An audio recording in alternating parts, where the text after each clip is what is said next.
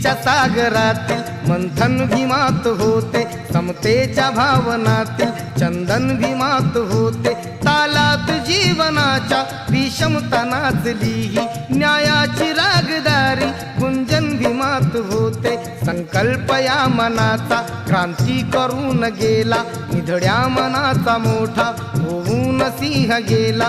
दिपविले कैक ज्ञानी माझ्या धुरंधराने, इतिहास घडविला माझ्या युगंधराने। ती आस नाही केली श्रीमंतीच्या धनाची, फुलविली बाग ऐसी येथे परिश्रमाची।